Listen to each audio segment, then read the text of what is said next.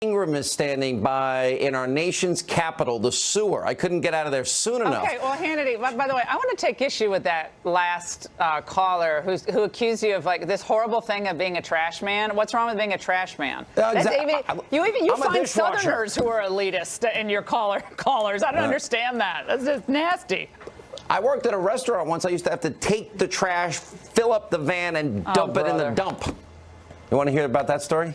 He painted houses. He did He wasn't work construction. He dug ditches. Well, I was a waitress. I got fired, but I was a waitress. Of course you got fired. You probably yelled at the people. It's a service industry. Okay, you better quit while you're ahead, Hannity, right now. You better quit while you're ahead. All right. Have a good show. All right, thanks, Sean. Welcome to the Ingraham Angle from Washington. We have so much to cover tonight. Breaking news. We'll bring it to you, of course. And Democrats showing their true colors. Oh, sitting on their hands during key moments of the State of the Union. So classless. I'll tell you what it really means. Plus, we're all waiting to see what's in that FISA memo. We have some breaking news, as I said, on that. And when this might be released, we'll get to that shortly. Also, talk about a document dump. Hillary Clinton released an apology for ignoring that sexual harassment of a staffer just moments before the president's big speech. And we'll talk to the parents of a teenager slain by MS-13 gang members the night after the president offered his family, their family condolences. But first, the Democrats' rage against Trump's optimism machine. That's the focus of tonight's angle. Last night, in his first State of the Union address, the president delivered what was perhaps the most robust defense of American exceptionalism since Reagan. The state of our union is strong. This, in fact, is our new American moment. You can dream anything. You can be anything. And together, we can achieve absolutely anything. Wow. Now, my question is, when we have this precious gift, liberty, that men and women fought and died for over the centuries, think about our flag, our country. Why wouldn't everyone believe that it's all worth protecting and preserving? That our traditions and the American people are worth protecting? My duty and the sacred duty of every elected official in this chamber is to defend Americans, to protect their safety, their families, their communities, and their right to the American dream. Because Americans are dreamers too. Oh, now that last line sent the Never Trump media right over the edge. You saw a divisive speech, the wedge issue of immigration, the scare tactics of MS-13. It was a speech delivered almost from an alternate reality. You tell me what about this that room is supposed to respond like this to the great dictator? I think the frame that they felt in the room was one that inflames the cultural divides. Only over at that other cable network would defending Americans and America be controversial. Now, call me crazy, but I think most Americans love it when their president stands up for them, is a cheerleader for them. Trump looked past the desperate detractors and toward true American heroes. The officer who adopted the child of a woman on drugs. Families who suffered the death of children at the hands of MS-13. And by the way, we're going to hear from one of those families later on in the show. And that brave North Korean defector who escaped to help others do the same. The president celebrated our anthem, the military, families, and faith. And, of course, the creation of 2 million new jobs, employee bonuses, not crumbs, business investment, optimism, all good stuff. Trump is making things demonstratively better, and the Democrats are seething because of that.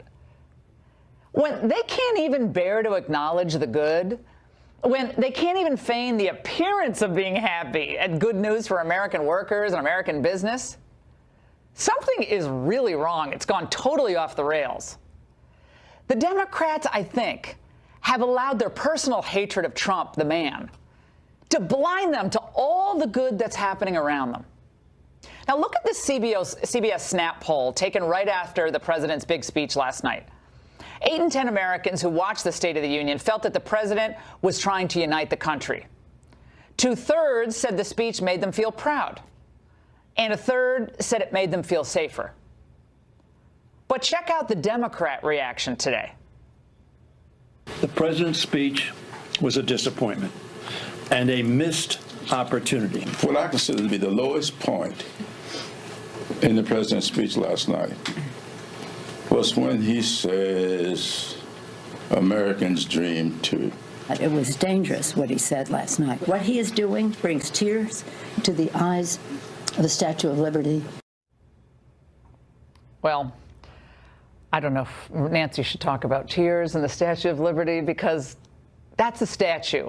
The reality here is that by reflexively attacking Trump while providing no actual policy alternatives, Democrats undercut and undermine the public good. They call themselves progressives, but when there is actual progress, they recoil. Now, the left isn't afraid that Trump is going to fail. No way.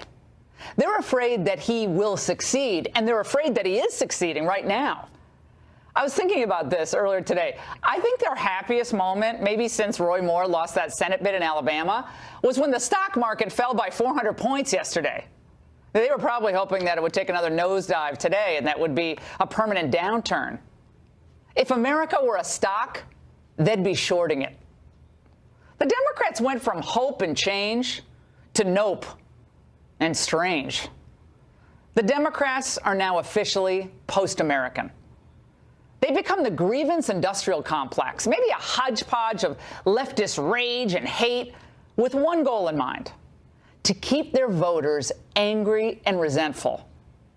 So when Trump issues a call like this, they become unhinged. We can lift our citizens from welfare to work, from dependence to independence, and from poverty to prosperity. Democrats don't want to hear that, and they certainly don't want you hearing it. All things considered, and it's hard to say this, but I really actually believe this, they want us weak and poor. Because when you're weak, you need them, and they think they can sell you on big government, and in turn, they have more power over your life. Now, let's face it. The Democrats' politics of bitterness, I think it's pretty much out of gas. And their post-State of the Union temper tantrums show us that Democrats have become the worst stereotype that they tried really hard to foist on President Trump. They're angry, unserious, and hateful. And that's the angle. Joining us for reaction in New York is Juan Williams. You see him weeknights here on FNC as co-host of The Five. And also in New York is John Bolton, former U.S. ambassador to the UN and a Fox News contributor. Juan, have at it. Well, I was listening because I think that this was an opportunity for the president to reach out, to reach across the political aisle and bring us together. And I just don't see it. In fact, to me, this was an opportunity for a real debate about real policies. I don't think the president introduced any real policies last night. Instead, the people that you accuse of grievance and resentment, I think, are well represented by people who said, oh, we like this Trump speech because Trump says things like Americans dream too. Yeah, guess what? David Duke and the KKK love that. How about a kid, collecting flags for a funeral, a cemetery? Oh, but guess what? That means that people shouldn't be able to protest if they feel there's police brutality, says Trump. They're not respecting the flag. Yeah. Come on, well, you see this as clear. You're so smart. When I think of the left always lurching to David Duke, that's like so 4 decades ago. I'm sorry, this is what he said yesterday. That's not 4 years ago. I'm talking about him. He's irrelevant. No one cares about David Duke. Except this is again, you're making my point. Okay. Trump talked about family leave. He talked about the opioid addiction. He talked about protecting all Americans. He talked about the American dream being accessible with hard work, faith, family, and a belief in oneself. How does any of that seem divisive? Because he used the word American and America as many times as he did. I think, Juan, not you. I'm not talking about you. But I think there are a lot of Democrats who they reflexively recoil when he says something like, Americans have dreams too. That's what most people feel. Their dreams have been neglected by politicians in both parties for years, while illegal immigrants and other identity politics groups are catered to. And what he said last night is, we're all Americans. Doesn't matter I don't where know you how came you get from. an argument about that, Laura. I think everybody feels that way. We're all proud Americans. The thing is, if you start to talk about the dreamers in that way and say, oh, Americans are dreamers. Because it's our country. That's what he's talking about. It's our country. He's separating us out and saying, oh, we have dreams, they have dreams, instead of dealing with real immigration reform and a real policy. Well, we'll get to that. We'll get to that. Okay, because that's what he didn't do. Well, but Juan, actually what he has done is he's more than doubled his initial offer of 800,000 illegal immigrants to get amnesty, and now it's 1.8 million. Well, it's called compromise. He's not getting everything he wants, and Democrats aren't going to give everything they want. In addition to the building the wall, $25 billion. Okay, we'll get to that. The Democrats have offered no serious compromise at all. John, let's get to you on this. My point is the Democrats have left behind the idea of governing and governance, and they are in full resistance mode. And I think it's really telling when Clyburn said he reacted so negatively to the American Dreams line. Yeah. I can tell you, my listeners today on the radio, and they're not fans of David Duke, thank you very much. They love that because they think they've been neglected, and someone is finally speaking for them. Go ahead. Yeah, I think the poll that you cited showed that Americans understand Trump was trying to reach out. And I think the Democrats' reaction was really the proof that the Henry Wallace wing of the Democratic Party has now finally and conclusively triumphed over the Harry Truman wing of the Democratic Party. That they have pushed themselves so far to the left that it's hard to see how they're going to come back. There is no Harry Truman wing in the Democratic Party anymore. There's no Scoop Jackson wing. There's no Joe Lieberman wing. It's really very similar to what's happened in Britain with Jeremy Corbyn and the Labour Party. And this is a prescription for them to take themselves into political irrelevance because working class Democrats, the people who voted for Ronald Reagan, many of the same people and their children who voted for Donald Trump in the industrial Midwest, are appalled by this kind of behavior. And the Democrats are bringing it on themselves. I think it was so revealing. You couldn't have scripted it better. Juan. Well, you know, by the way, I think that the ambassador's right about the parties going to the extreme, so that I think he's right. The Democrats are being driven to the farther left because of the antipathy towards President Trump. But also, remember, Republicans had a strong antipathy towards President Obama and were driven to the right. But when I look at this, and, you know, going back to what you were discussing at the top here, Laura, I look at President Trump coming out last night and saying, I've got the biggest tax cut for you ever, and we both know that's not true. I look at what happened with the Black Caucus. You referenced Jim Clyburn, not sitting on their hands when he talks about lowest black unemployment. Yes. And I think to myself, oh, I understand why Laura and Ambassador Bolton have that reaction, but I'm going to tell you my reaction, which is, wait a second. Unemployment for blacks and Hispanics has been going down since 2010.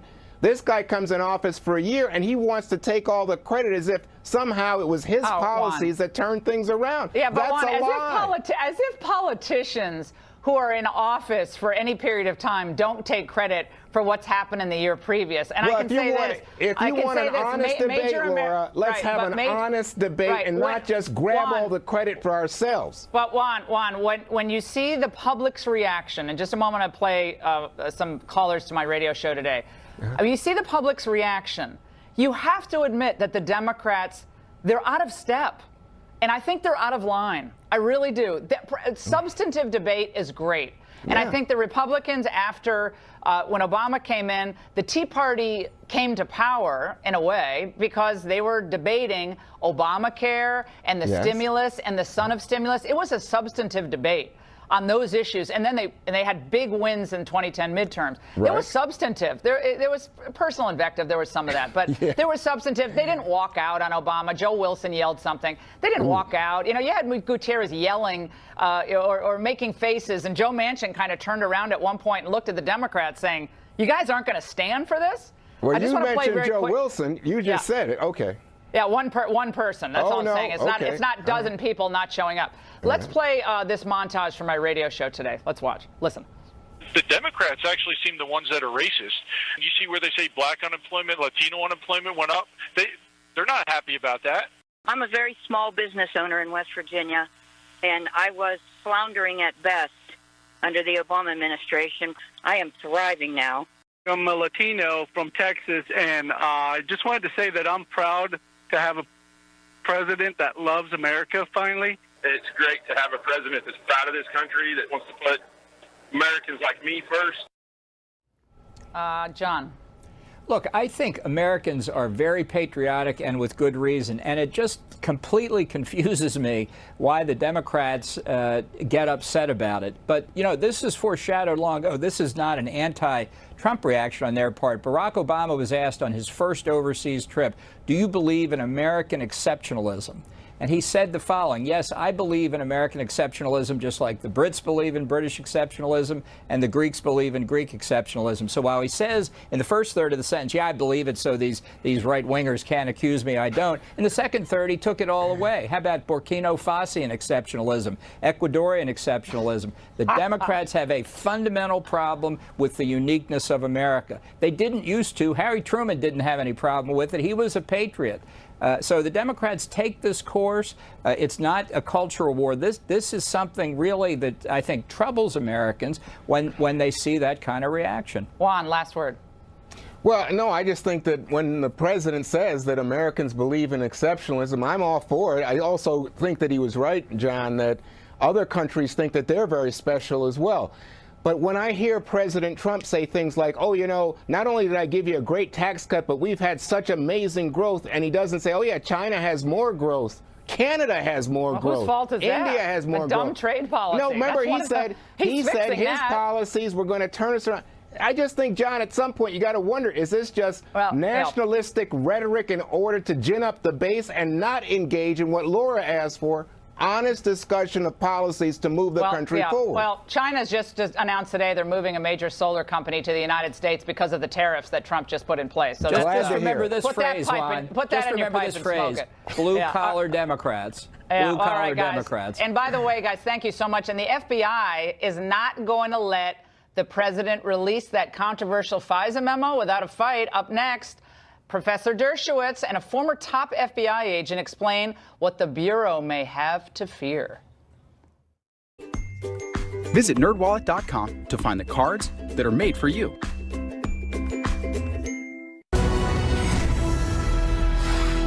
And we told you last night how a mic caught President Trump saying he plans to release the House Intel Committee's controversial FISA memo. Earlier today, the White House Chief of Staff John Kelly implied its release was potentially imminent. Our national security lawyers in the White House that work for me, work for the president, they're slicing and dicing it, looking at it so that we know what it means and what it understands. Did you see it? I did. What do you think? It'll be released here pretty quick, I think, and the whole world can see it. Now, Fox sources are telling us it could be released tomorrow, and Adam Schiff just tweeted out that it's his understanding that the memo that was sent to the White House for review was changed somehow by Devin Nunes. We haven't confirmed that. And so he's complaining that the whole committee did not approve that. That just was tweeted a few moments ago. But the FBI is fighting back against the release, as we said earlier, issuing a statement today claiming the omissions of some facts impact the memo's accuracy. You need the full context, they say. Let's discuss all this with former Harvard Law professor Alan Dershowitz in Miami Beach, author of the bestseller Trumped Up: How Criminalization of Political Differences Endangers Democracy, and in Atlanta, Chris Swecker. He's a former head of the FBI's Criminal Investigative Division in Washington and someone who personally knows Director Christopher Wray and Special Counsel Bob Mueller. All right, Professor, let's start with you here. There seems to be these dueling leaks coming out today. Some leaks of information about Peter Strzok and the timing of his knowledge of the emails that were found, the additional emails in the fall of 2016. But for the moment, let's focus on the release of this memo. Given what we know now, do you believe this memo should be released, should see the light of day? Absolutely, and also the context should be released. So both sides have their say. Let the public decide. Let's see the memo. If people in the FBI think it's out of context, let them release the rest of the material in context and let the public decide. And as far as, the Strzok issue is concerned, it just shows what happens when the FBI doesn't have a clear rule that says no discussing ongoing criminal prosecutions except to say indictment, no indictment, especially during an election. If in fact Strzok tried to delay it, it probably backfired, because if it had been released earlier, then maybe they would have been able to decide there were no more classified materials and they would have corrected it earlier. So whatever impacted on the election, this should never, ever happen. And we have to have rules preventing it from ever happening again. Chris, Mueller, Wray. Christopher Wray under some fire, although he was, hugely praised by both sides at his own confirmation as head of the FBI. And your sense of where this is going tonight? Well, as John Q. Citizen, I would love to see the memo. I would love to know if the FISA court was misled. I'd love to know if the FISA judge was aware that if the dossier information was included, that it was paid for by a political opponent. But the FBI executive in me, or former executive in me, says, let's play by the rules. Not like this. This is not how you release information from a partisan body like Congress. I just don't have any faith in congressional committees. I'm sorry. They've got their own agenda, and there's a process for releasing FISA information. I've used it. It's not that hard to use. There's a right way to do this, and I just like to see it done by the rules. You get in trouble when you start making up your own rules. Well, what happens when the FBI makes up its own rules? But I have to tell you. What happens? Who's supposed to do oversight of the FBI? I have to tell you. Chris, Congress does the oversight of the FBI, and while they're amazing people at the FBI, right. If there was a political animus, as Professor Dershowitz has talked about on this show so often, undergirding the start of this investigation and the FISA application itself, we got a real problem on our hands with politicizing law enforcement in the United States. And I'm a huge defender of law enforcement. So you got a balancing act. Yeah, follow the rules. What if the FBI wasn't following the rules and they were off half-cocked? Professor. Well, Professor, it's so refreshing to hear conservatives and Republicans questioning and overseeing the FBI. That's something that we liberals did for years and years and years. Now the Democrats are saying, oh, the FBI is beyond reproach. We should never question law enforcement.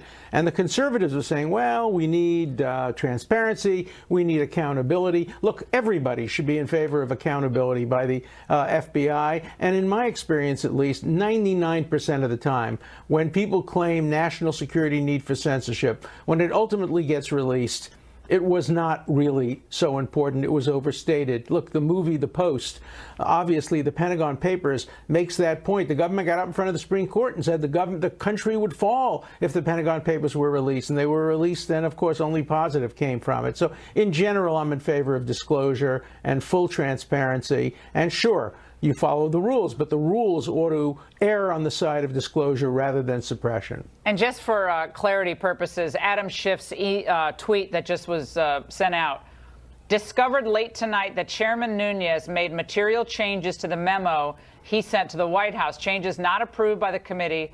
White House, therefore, reviewing a document the committee has not approved for release. And he attaches a copy of that document. So that's Chris, you can close it out, but you shouldn't, if that happened, and I don't know if it did or not, well, you can't materially change a document that the committee hasn't approved. I would assume that that's a no-no, but we'll have to learn more about that. Chris, Mueller, Wray. Right. You also know the facts as they've developed about the agents and the Peter Strzok doing both investigations, Hillary email, and Trump. You have confidence in the outcome of this investigation? I do have confidence in the outcome. I know Chris Wray. I think he deserves the benefit of the doubt in this under these circumstances. Look, I'm all for disclosure. The FBI is not a bunch of snowflakes. They can take criticism. They can take oversight. They should be transparent. But in this case, Chris has come forward. Now, he was approved with the overwhelming vote of the Senate. let's give him the confidence, let's give him the credibility, and let's go with his recommendation at this point. And let's do it right. If there's misconduct there, let's refer that to the Inspector Well, General, they are. You which keep is saying basically let's do it internal right. affairs. They are doing it right. I mean, you act as if. I mean, again, I'm putting aside this tweet by Schiff. They have done it right. Correct me if I'm wrong, Professor. They went through the process of the committee reviewing this document, reviewing its contents for national security concerns. The Chief of Staff, the President, other FBI officials, read it over.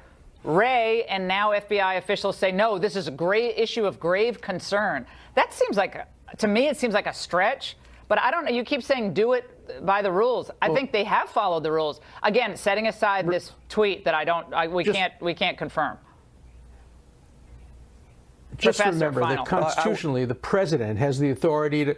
The president has the authority to declassify anything. He is the ultimate authority on what can be declassified. And if he wants to see the memo out, nobody can really overrule that decision. All right. And guys, thanks so much. And this brought tears to my eyes last night when President Trump offered prayers for our next guests. In just a moment, we're going to talk to the parents of a girl murdered by members of that savage MS-13 gang on Long Island. Stay there.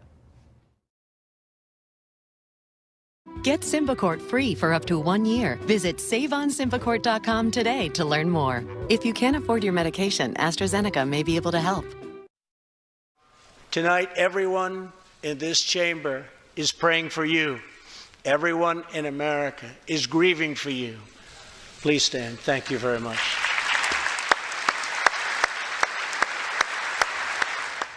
An incredibly moving moment last night at the State of the Union. President Trump consoling the parents of two teenage girls. Now, police say that Nisa Mickens and Kayla Cuevas were chased down and brutally murdered by MS-13 gang members in Long Island in New York in 2016. 3 of the 4 people charged with the murders are illegal immigrants. President Trump honored Nisa and Kayla last night by inviting their parents to the speech. We reached out to Nisa's parents, Elizabeth Alvarado and Robert Mickens, and both are kind enough to join us and share their thoughts on the evening and the reaction to that moment. To both of you, I thought a lot about you both today in the aftermath of the speech and the reaction. And I want to say, for my listening audience on radio, and I know all the viewers on Fox, no words can express how incredibly devastated I know you must be. And we just thank you so much for being brave enough to come on the show and talk to us. Thank you so much. You're welcome. I want to first just ask you what it was like to be invited to the State of the Union speech. So many politicians haven't really confronted what MS-13 has done to American communities. Suffolk County and Long Island, especially hard hit in 2016 and 2017 by MS-13. What was it like to be invited?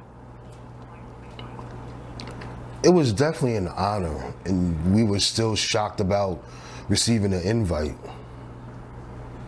And, this is something that we would, if we was asked to do it again, we would definitely do it. Yeah, we would. And Elizabeth? It was overwhelming. Go ahead. I'm sorry. It was very overwhelming. And I appreciated that, that he let us come there to see him. It was an honor to see him. And you met with him before the State of the Union speech briefly. And what was that like? I'm sorry. It was good. Me. It was good. When we walked into his office, it was just like breathtaking. And I had Nisa's pen on me, so I asked him if he would if he could take it, for a gift. And he took it, and he took pictures with it, and he took pictures with me with it. And he's very genuine, very nice president. I really am happy that I met him. I want to ask you both what it felt like to find out that so many people in the room they're mostly Democrats, did not stand up when you were recognized and when your daughter was recognized last night? Well, I felt it was very disrespectful. For the simple fact, the Democrats who was there who did not stand up, they were African Americans. So that hurts me a lot, to show that they did not have the respect or to honor what just happened to our lives and to America's lives. And it's not right. You know, regardless of how they feel about the president, they should show the respect, because I would show them the respect if that was their loved one. There was a woman on another cable channel earlier today, and I tried to put myself in your shoes, hearing some of the comments that were made after this amazing moment, where so many of us were literally crying with you. And her name is Joy Reid, and she said this. He gives a speech tonight in which he makes it sound like the biggest issue in the United States, the biggest threat is MS-13, a gang nobody that doesn't watch Fox News has ever heard of. So he makes it sound like they're the biggest threat. Elizabeth, like MS-13 Yes. is any big deal? I have no words. I mean, these are gang members that just, you know, decided to be a judge and a jury to take my daughter out like that. It's unacceptable. I don't want it to happen to anybody else's family. But something needs to be done. And I won't stop doing what I'm doing until everything turns out right. I can only hope and pray that whoever's listening or any gang members, please stop the violence. It's enough. How much more blood do we have to shed? Well, It's before we start enforcing our borders, they should never be in this country in the first place. If they weren't in this country in the first place, your daughter would still be alive today. That's what makes my blood boil. They should never have been here. Robert and Elizabeth, thank you. I know we're going to check back with you. And we wish you both, all the best. And I know it's a still searing pain for both of you. Thank you so much for spending some time with us tonight. Oh, you're welcome, and thank you for having us. Absolutely. It's, like I said, it's an honor.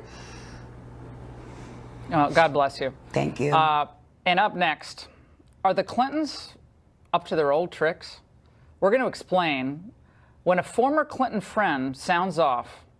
Two fresh controversies brewing next. What a way to bury a story. Everyone was ready for the State of the Union speech last night, and Hillary Clinton drops on her Facebook page at about 8:45 p.m.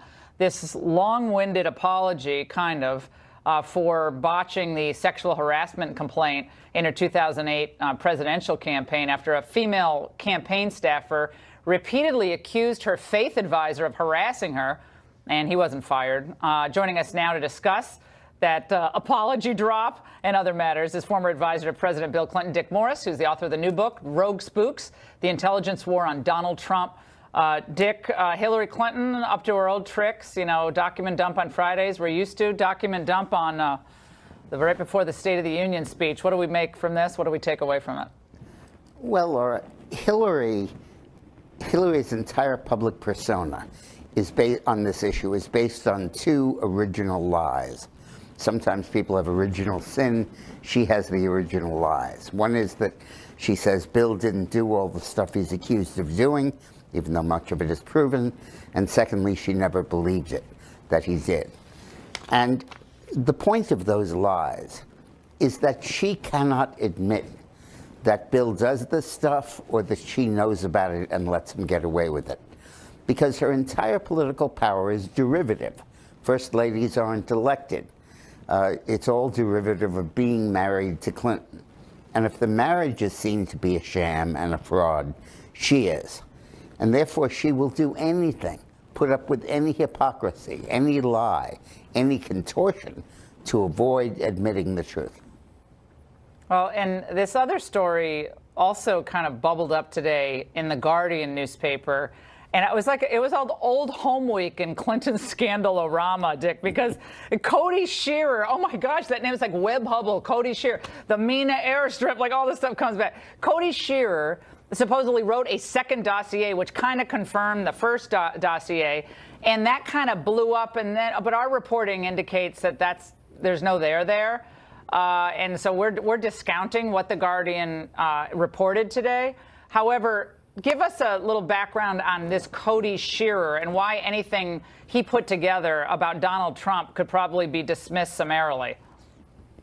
Well, Cody is one of the card-carrying original members of the Black Ops team that Hillary developed over the years to chase down and blackmail the women with whom Bill was involved to cow them into silence.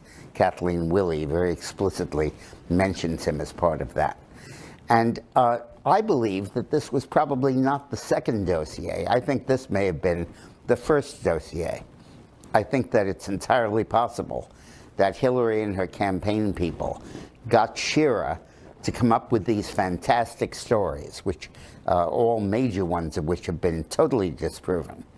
But they couldn't release them under Cody Shearer's name because he had no credibility. At one point, he was accused of negotiating a diplomatic solution in Bosnia, and it had to be repudiated by the U.S. government. And the press knows all about Shearer. You know all about him. No. It's Black Ops. So they needed to find someone with Black Ops. They needed to find someone with credibility to be the front man for that. And they may have chosen Christopher Steele because of his background in MI6. And it's also possible that the Brits played a role in this. Working through Christopher Steele. You know, we wrote this book, Rogue Spooks, and predicted all of this, and about saying that there was basically a conspiracy against Donald Trump based in the FBI. And that deep state, the leaders of the FBI, deep state's digging big holes. Dick, we're going to have you